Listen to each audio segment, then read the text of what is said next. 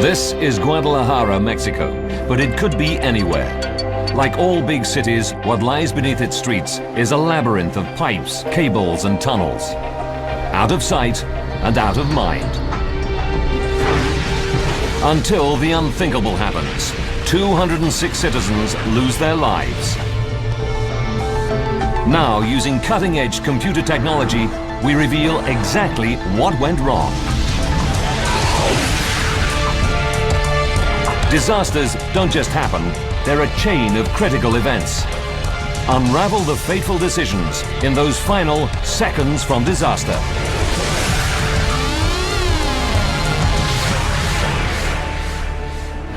Latin America, Mexico, Guadalajara. April the 21st, 1992, 1:30 in the morning. It's the hottest time of the year in Guadalajara, Mexico's second largest city. It's Holy Week. In the working-class neighborhood of Reforma, in the southeast of the city, a foul smell has been hanging in the air for 2 days.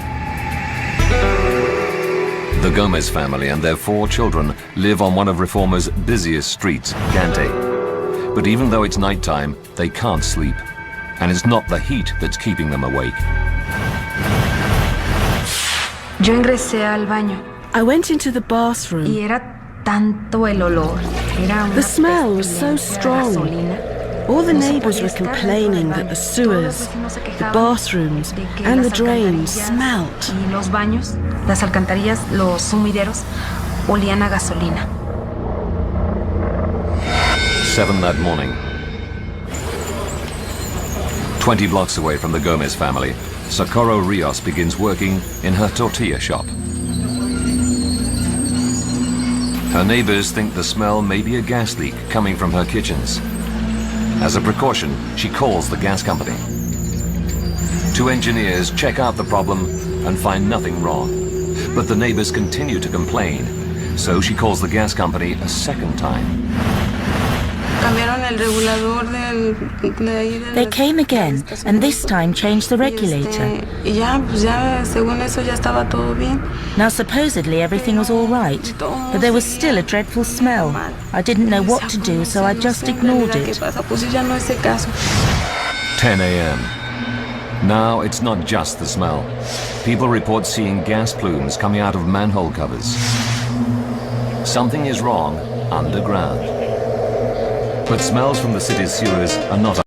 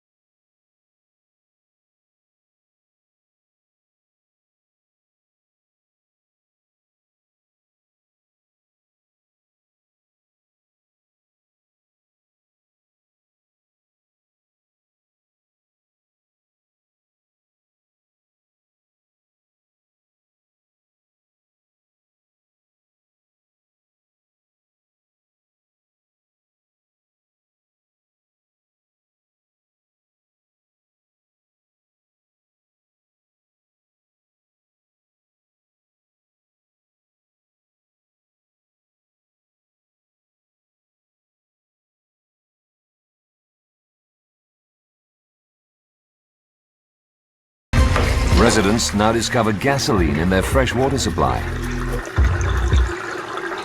Maria de Jesus Gonzalez lives at 547 Gante Street. Yo fui hacia la pila. I went to the sink and got very scared because I turned on the tap and it smelled like a petrol pump. 2 in the afternoon. The gas plumes coming from the manhole covers reach almost 2 meters high. The Water Authority becomes increasingly concerned. When they test the gases in the sewer, the results reveal there's a 100% risk of explosion. According to witnesses, one water authority employee advises residents to leave their homes. He warns them that the sewers beneath Canty Street are a time bomb waiting to explode.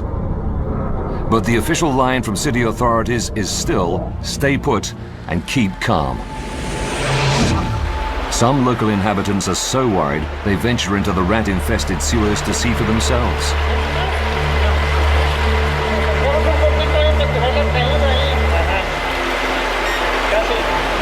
One of them is Sergio Gomez, an engineering student who works part-time in the family plumbing business.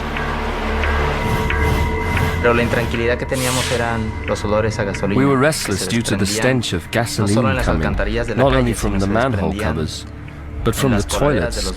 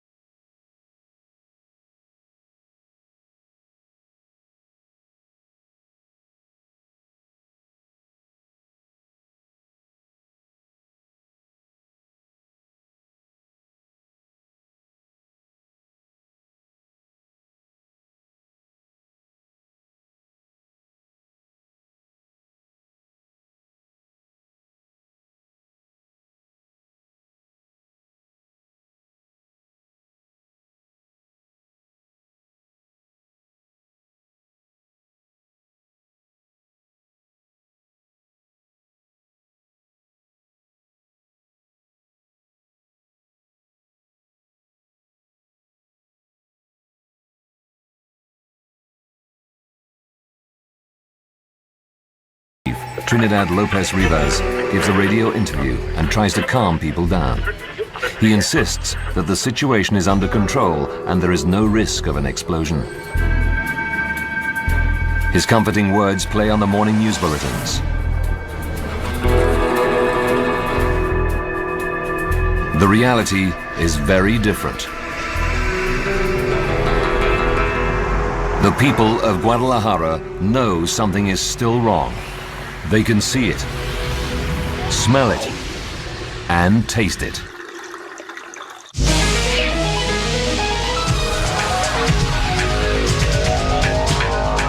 Guadalajara, Mexico's second largest city. There's a dangerous buildup of explosive gas in the main sewer. For 4 days, people complain of the smell. They even report that gasoline is coming out of their bathroom taps. But despite their pleas, the city's fire chief Lopez Rivas insists there is nothing to worry about. Engineers from the Water Authority are trying desperately to locate the source of the contamination. Their meter reading shows the situation is critical. But even with this knowledge, Jorge Santoyo, who's in charge of security and public health, is powerless to order people to leave the area. The decision to evacuate was not ours to make. That should have been made by the firemen or the Civil Protection Agency, because they have the expertise to determine whether a situation is high risk or not. But no one is willing to give the order to evacuate. With nowhere else to turn, residents call a local radio station. Reporter Luis Fernando Loza rushes to the scene. He's shocked that no one is being told the truth. Claro que pudo haberse evitado. No one warned them. No municipal authority, no state authority took the responsibility of saying, we must get out of here. Nobody dared order an evacuation of this scale. This hadn't been done in the past, and there was a lack of knowledge about how to carry this out.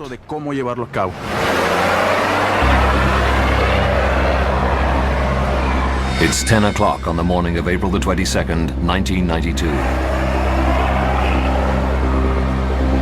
Lilia Ruiz sets off for the day's shopping. Alrededor de las 10 de la mañana, yo decidí. At around 10 a.m. I decided I would go to the local market close to Ganti Street. I got on the Route 333 bus. Ruta 333. 10:05 a.m. Socorro Rios is joined by her sister Alejandra in the tortilla shop. When my sister arrived, there were a lot of people there waiting for tortillas, so I asked my sister to bring me a bucket of water.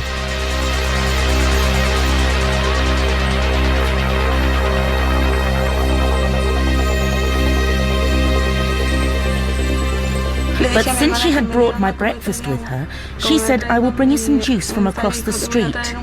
I told her, no, fetch the bucket of water first. 10:05 and 30 seconds. Instead of going onto the street to buy the juice, Alejandra goes in the opposite direction to the back of the shop. It saved her life.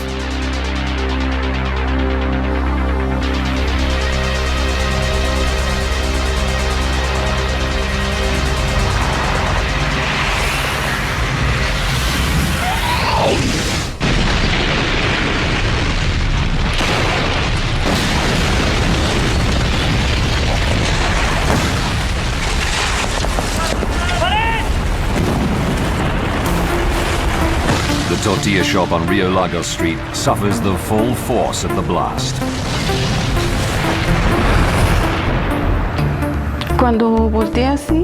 When I turned round, I saw a really bright light. I mean extremely bright. And a boom so loud that I was completely blind and deaf. Her tortilla shop collapses on top of her.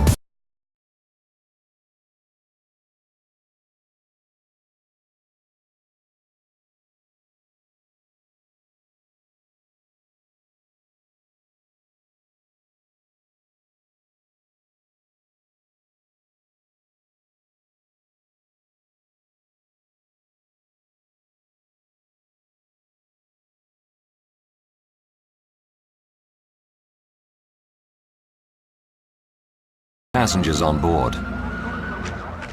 No recuerdo ni ruido, ni. I don't remember any noise, any voices, any screams, anything. Nada, yo creo que instantáneamente recibí. I think that I had been instantly hit very hard. So hard that it knocked me unconscious. Cuando recobré el conocimiento. When I regained consciousness, I was already being saved from the rubble. I will never know how I got out of the bus. Where pavement and houses stood only seconds before, there is now a huge crater running along the street filled with rubble. But this is just the beginning. The explosions roll down the sewer, destroying every street above. Sergio Gomez is at home on Ganti Street with his family, preparing to celebrate his 25th birthday.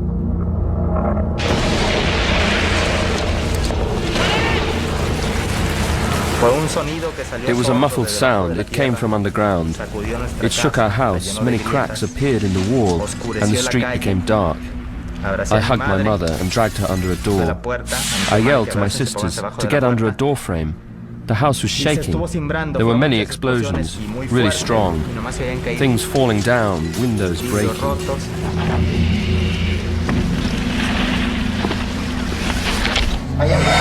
10:06 a.m. The first emergency calls start pouring into the Red Cross control room. One reports a car crash. A bus has fallen into a ditch. The explosions continue. There's one at 10:10. One at 11:30. Nowhere is safe. People have no idea where to run or where the next explosion will be. Maria de Jesus Gonzalez's home on Ganti Street is destroyed in an instant, trapping her in the debris. I felt the ground sinking from under me. And when I fell, a dead man fell sideways on top of me. And with his chin, he fractured my neck.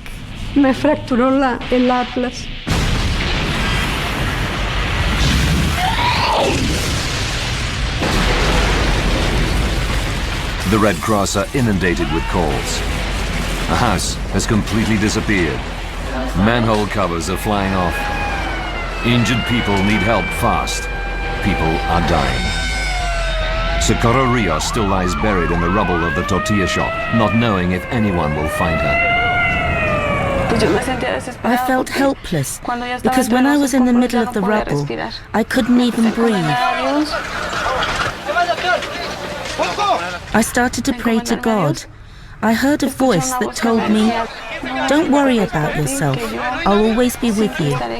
And that is when I lost consciousness. With so many roads blown up or blocked, the emergency services struggle to reach her and others injured by the blasts. They finally make it to the tortilla shop and begin to dig Socorro out of the rubble. I came to when they were taking me out. A taxi arrived and they took me and my sister to the medical center. It's now 10:20 a.m., 14 minutes after the first explosion, and more blasts rip into the city. Many of the explosions are bearing down on Ganti Street. Maria de Jesus Gonzalez is still trapped. She has a broken neck and can't move, but she can see what's going on around her. A small girl fell next to me, and then a paving slab smashed the right side of her chest. In that moment, she bled to death.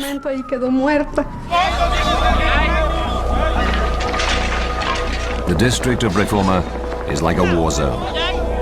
For survivors like Sergio Gomez, the scene is beyond belief.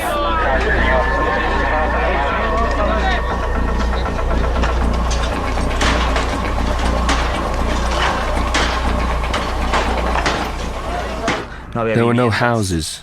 There was debris everywhere.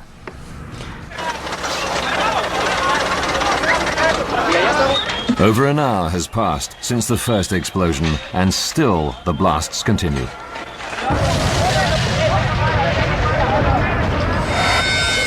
At 11:30, two simultaneous explosions destroy Rio Bravo Street and Rio Nilo Street. The scale of destruction is immense. There are already 100 dead. Many people are severely injured.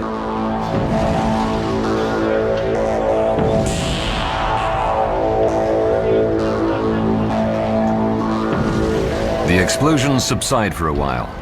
Rescue workers can finally get in. They search for survivors and ferry the injured to hospital, but the respite is short-lived. 2:20 p.m. A final blast rocks González Gallo, one of the main streets in Reforma.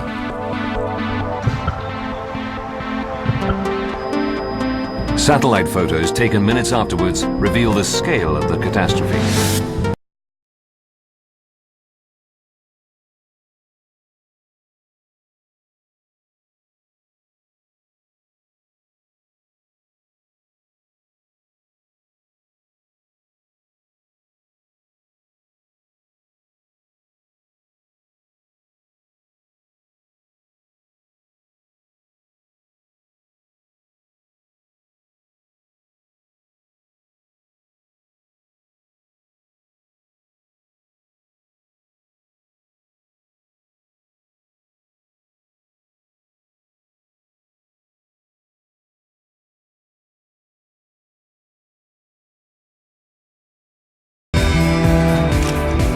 Jose Hernandez Clare is a news photographer. He borrows a motorbike and finds a way through the devastated streets to capture these amazing images. Y era un caos toda la zona.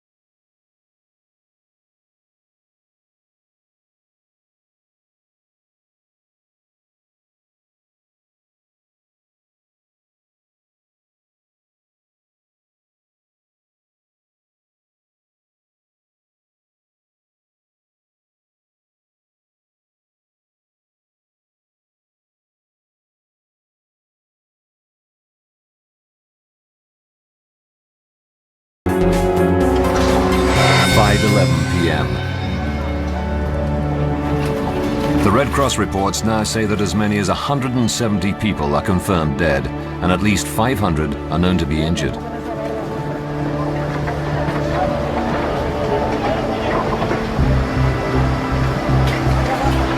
With so many wounded, the hospitals are filling up. Sporting arenas are turned into makeshift emergency shelters.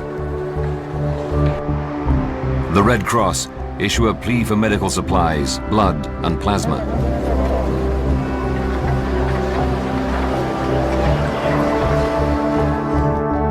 One sports stadium is turned into a giant morgue. They line up 146 bodies.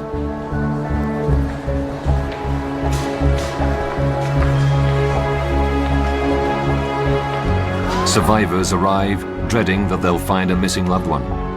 They're warned by a sign at the entry that tells them, "What you're about to see will be very painful, but we are here to help you in any way we can."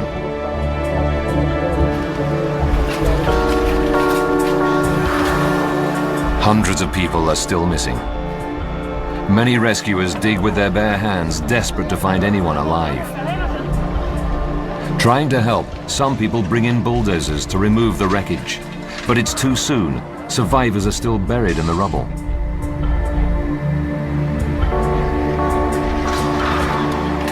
In a daring act of bravery, Sergio Gomez and his friends lie down in front of the bulldozers to stop them. It didn't take long for the heavy machinery to arrive. They started to run bulldozers. They accelerated and moved, but we wouldn't move. Finally, instructions were sent. The authorities arrived, and then they stopped the machinery. At 10 that evening, the President of Mexico, Carlos Salinas, arrives in the disaster area. It takes him until dawn to walk through the devastated streets. He's stunned by the enormity of what he sees. Over 15,000 people are homeless, 1,440 injured, and 206 dead.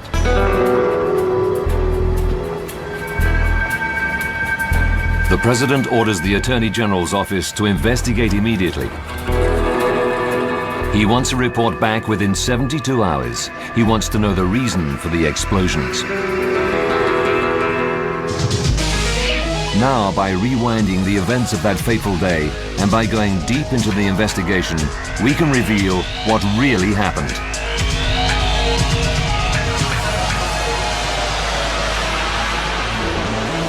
State-of-the-art computer graphics will take you where no camera can go, into the heart of the disaster zone. Guadalajara sits in a major earthquake zone. At the moment of the first explosion, scientists watching seismic monitors see them hit 3.3 on the Richter scale.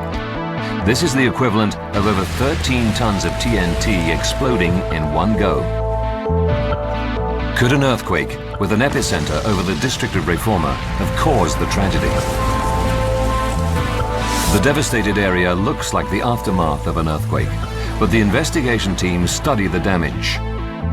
They quickly realize it runs in a continuous line following the path of the streets. An earthquake wouldn't do this, so the team dismissed the theory.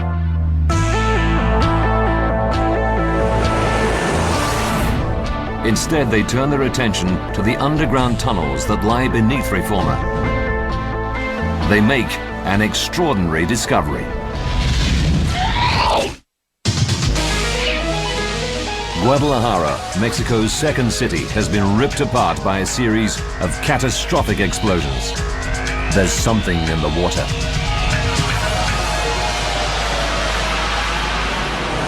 Now, using advanced computer graphics, we go into the heart of the disaster zone to reveal exactly what went wrong. The question now facing the investigators is what could have caused a series of explosions with the destructive power of an earthquake.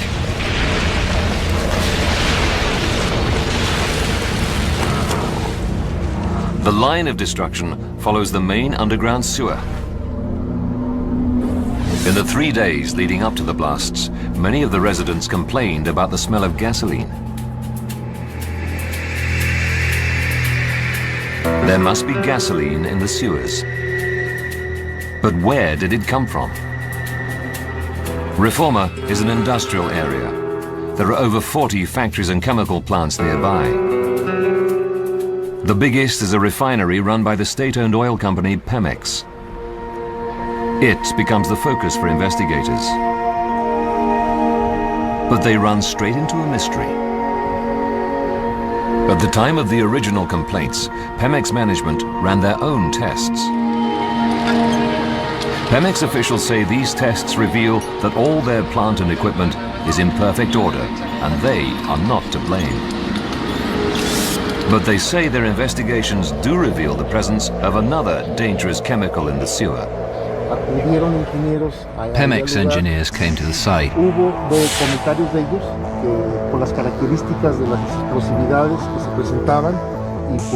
They commented, because of the characteristics of the explosions and the type of vapors that were found in the inspection holes, that this could be caused by a gas called hexane used in the cooking oil industry.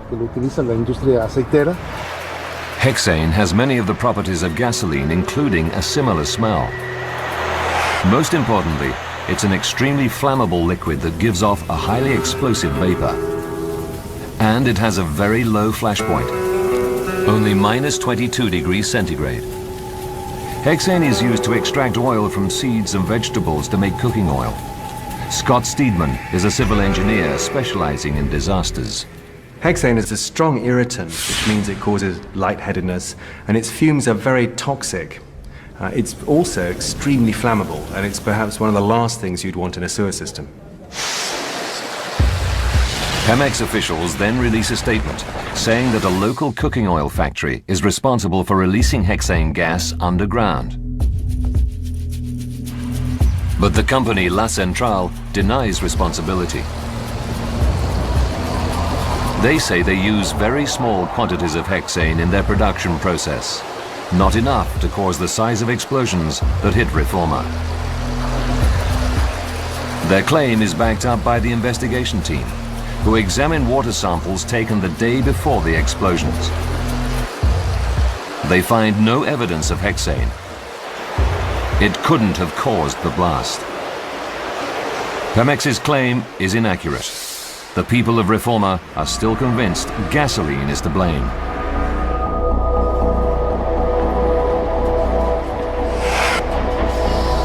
They know this is not the first explosion in the area, and there have been similar explosions in this very area in recent years. One was in 1983, the other in 1991, only a year before the disaster of April the 22nd. Both were powerful enough to blow off manhole covers, and both were found to be caused by gasoline. Raquel Gutierrez is a lawyer who represents some of the families affected by the disaster. The first incident took place in 1983 near Independencia. There were explosions due to the combination of diesel hydrocarbon. It's practically the same area where the explosions occurred in 1992. But if gasoline was to blame, where was it coming from?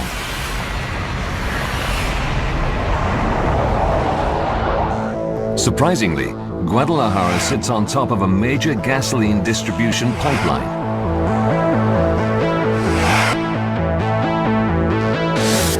A pressurized steel pipeline built in 1973, just over 30 centimeters in diameter, carries gasoline from the Pemex refineries in Guadalajara, close to Reforma, to Salamanca, 238 kilometers away. The investigation team inspects the pipeline. Then, there's a breakthrough.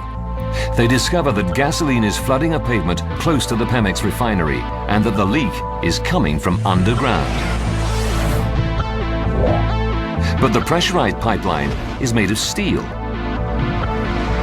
How could it fail?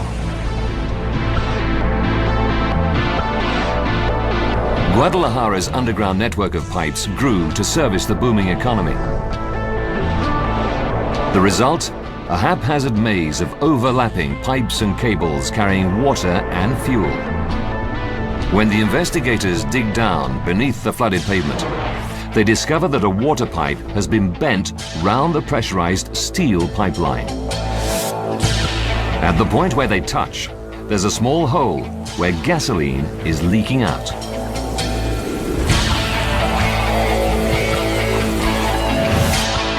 But how can the water pipe pierce the much tougher steel-reinforced gasoline pipeline?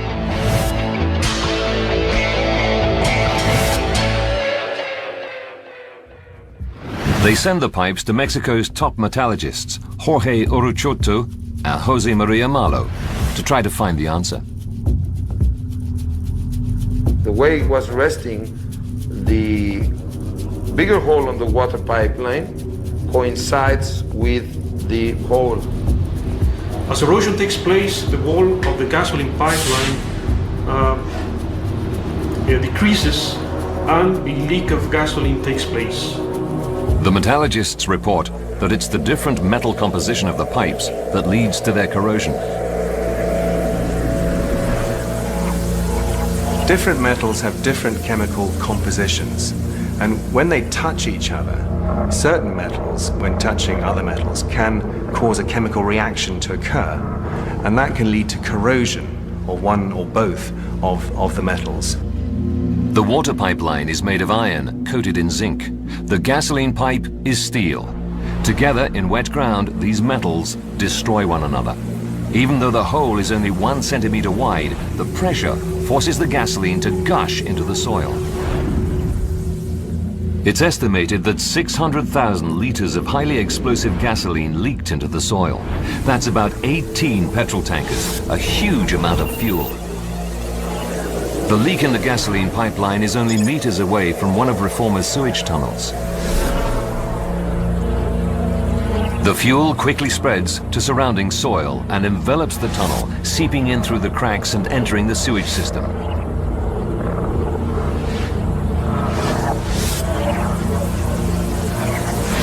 But as if a contaminated sewer weren't bad enough, the leak seeps into the surrounding water pipes and enters Reforma's drinking water supply. Investigators now know how gasoline gets into the sewer and water supply, but they are still puzzled. Why are there so many explosions over a 4-hour period?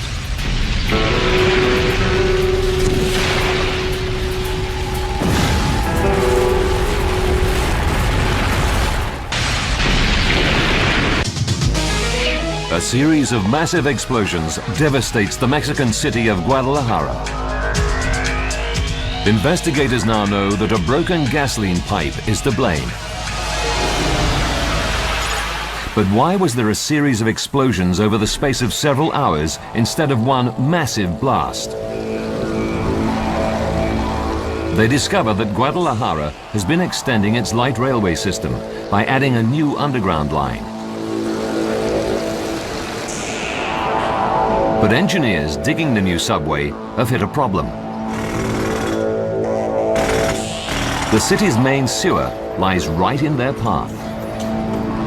Construction of a new metro line meant that they had to divert the main sewer down and then up again, forming a U-bend under the metro line. Investigators then work out that the pattern of explosions spreads south from where the sewer is diverted around the subway tunnel.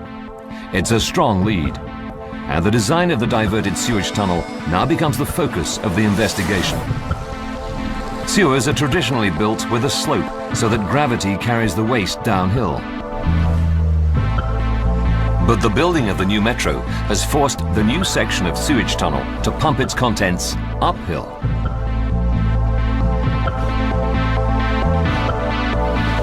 The pumps are designed only to drive liquid sewage. The dangerous gasoline fumes build up and remain.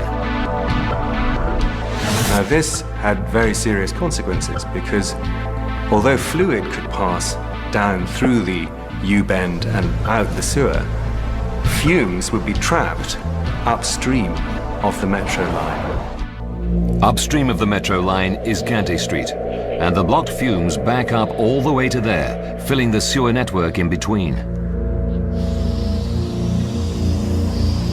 3 days before the explosions, the residents of Reforma complain of the smell coming from the sewer. The smell was so strong. It was a really horrible stench of gasoline. 36 hours before the explosions, the gasoline vapor begins to concentrate. Some of it escapes through manhole covers and drains. The rest builds up in various parts of the sewer, forming highly explosive pockets of gas. These pockets exist all along the main sewer that runs under Reforma and in some of the small feeder pipes. As the gas fumes would back up in the main sewer, so the concentration of the gas would be higher in some places and lower in other places. So you might have branch sewers that were filled with fumes, or the main sewer itself. But with the different concentrations, the higher concentrations would explode first. 24 hours before the blasts, the smell spreads to the sewer outside the tortilla shop where Socorro works. The 4 days before, it smelled a lot like gas. The customers that came in were asking me if there was a gas leak. They said, "It smells a lot. What's happening?" 26 minutes before the first blast, the fire chief goes on the radio and insists there is no risk of explosion. But he's wrong. The consequences of the leaked fuel in the sewage pipe and the buildup of gas are inevitable. It's now just a question of time. 10:06 a.m. The first explosion occurs 675 meters from where the sewer is diverted around the new subway line. It destroys 20th of November Street and the top of Gante Street.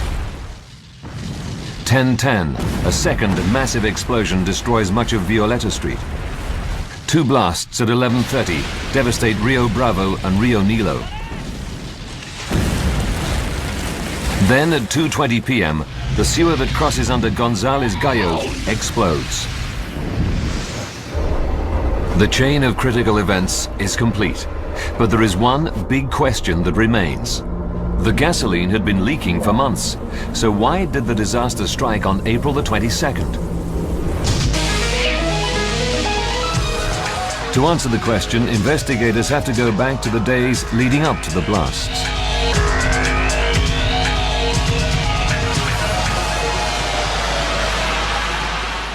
The answer comes from an unlikely source.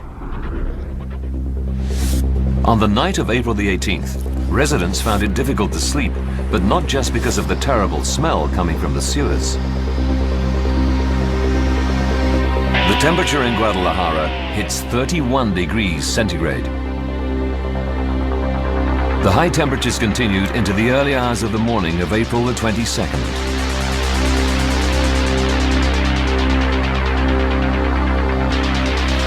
As the heat permeates down into the drains, it makes the gasoline fumes rise in greater volume to the streets above.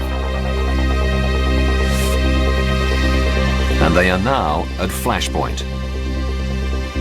All it needs now is a spark. Ironically, attempts by the Water Authority to investigate the smell may have triggered the blasts. On that day, gangs are at work across the city, lifting manhole covers to release fumes from the sewer. Metal struck by metal can cause a spark. Perhaps a workman jamming a crowbar into a manhole cover or dropping a cover back into a hole created that fatal spark.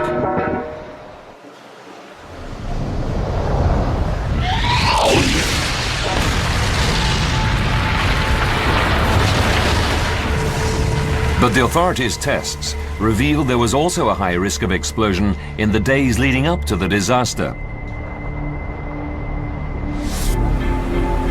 So why didn't they order the evacuation of Reforma and save hundreds of lives? A catastrophic sewer explosion has devastated Guadalajara, a city of over 3 million. The official death toll is 206 people. But could those deaths have been avoided? Tests by the Water Authority on the days leading up to the disaster revealed there was a 100% chance of an explosion. So why didn't somebody in authority order the area to be evacuated? The Attorney General's investigation results in 9 people being arrested following the explosions. They are the city's mayor, Enrique Dao Flores, 4 Pemex officials, 3 Water Authority employees, and a government official. They spent 8 months in custody, but their case never comes to trial. All were released without charge, and the inquiry into the tragedy closed without anyone being found guilty of responsibility for the disaster. It's shameful to see how an event of this nature that shouldn't have surprised the authorities took them by surprise. They never thought they'd have a disaster of the magnitude of April the 22nd. A mass evacuation could have saved the people of Guadalajara. But neither the police, the fire brigade, nor anybody else in charge was prepared to make that decision.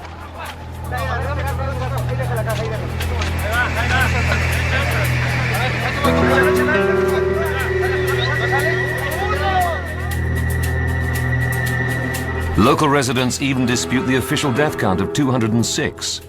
Nobody is really sure. The official report doesn't detail the number of injured or the property destroyed. Lloyd's of London, who underwrote the loss, do. They estimate that 252 people died. 1,440 were injured, and more than 15,000 were left homeless. Damage is reported to 1,124 houses and 450 businesses. Insurance company Lloyd's quantify the cost at between $300 million and $1 billion. But the human price of the tragedy is incalculable. Socorro Rio Blas fractured her skull and spine in the explosion. Now she cannot endure the pain of physical work and is only supported by her family. I can't work. It's not the same. I can't lift heavy things and have to rest a lot because of the constant pain. I always have to have my pills with me just to get through the day. Maria de Jesus Gonzalez broke her neck in the explosion. She wears a brace to hold her head. But after 5 years, it's worn out, and she can't afford to replace it. I've always been told that my life is hanging by a thread, because my neck is glued, and the brace is what holds my head. You might have noticed that my head leans sideways. It hurts so much.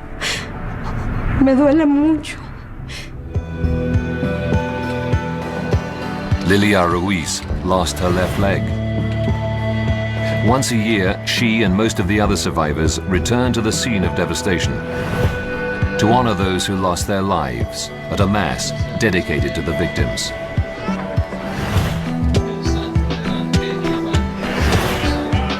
The owner of this former house on Gante Street lost 5 members of his family. He's made a vow that he'll never rebuild it. The site will stand as it is, a permanent memorial to the victims.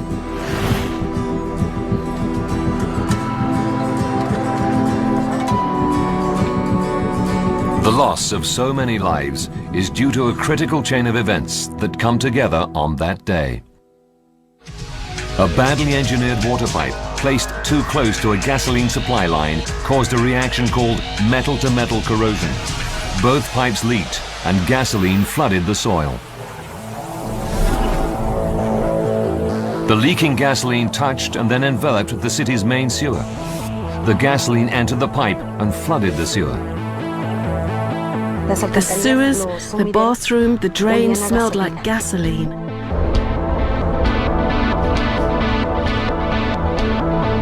The gasoline fumes built up, but they were blocked by an uphill section of the sewer, redesigned to accommodate a new subway. The fumes had nowhere to escape but through manholes and household drains. All the smells that day caused headaches and nausea. It caused vomiting because it was such a strong smell. The high temperatures created a hothouse for volatile gases. A spark ignited the trapped fumes, triggering the first blast. It was a muffled sound, and it came from underground. It shook our house. Many cracks appeared in the walls, and the street became dark.